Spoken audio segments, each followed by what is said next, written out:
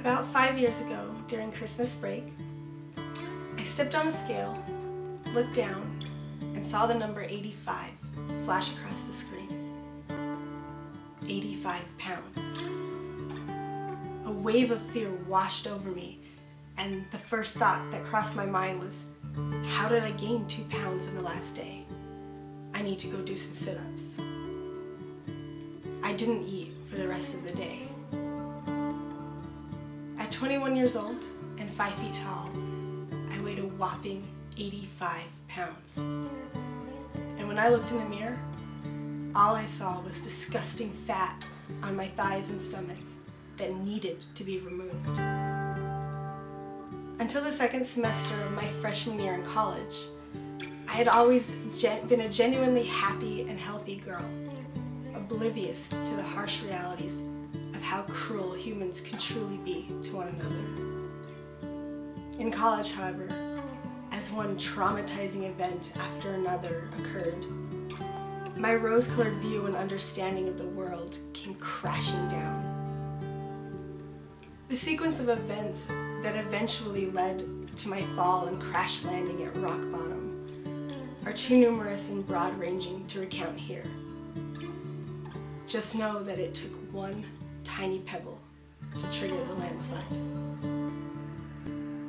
For 4 years, I scheduled each day around what I would eat and how I would work off the calories.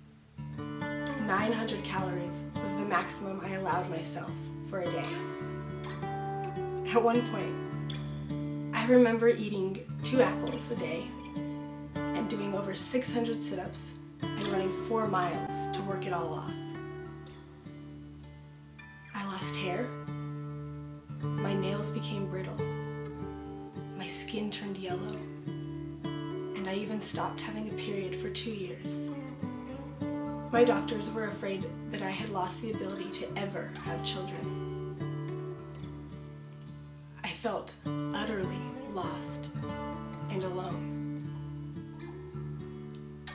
That same winter that the number 85 disappointed me, one of my very close friends shot himself in the head, 2 days after I'd had lunch with him.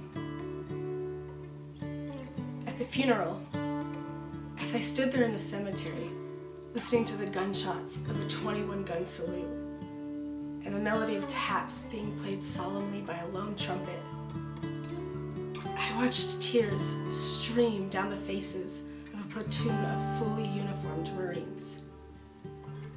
I watched a large, intimidating 6'1" man throw himself over the coffin of his son and cry loud, heart-wrenching sobs. As I grieved along with the friends and family of this boy, I thought to myself, he did this quickly. I'm doing this slowly. My friends and family are suffering the same pain, but over a longer period of time. They are helplessly watching me kill myself. This has to stop. This has to stop. This is selfish and ridiculous. I've had nothing but a blessed life, and this has to stop. It took me another year or 2 to fully come out of my eating disorder. And if it hadn't been for the amazing support from my family, friends, professors, and coaches, I might not be alive today.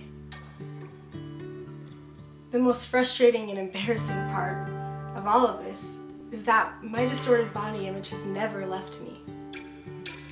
I know better. I know how blessed my life is.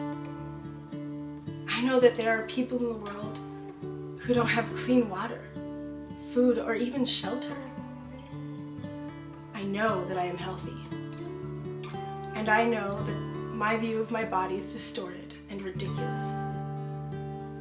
But above all else, while I may never overcome this view of myself, I know that I am not my body image.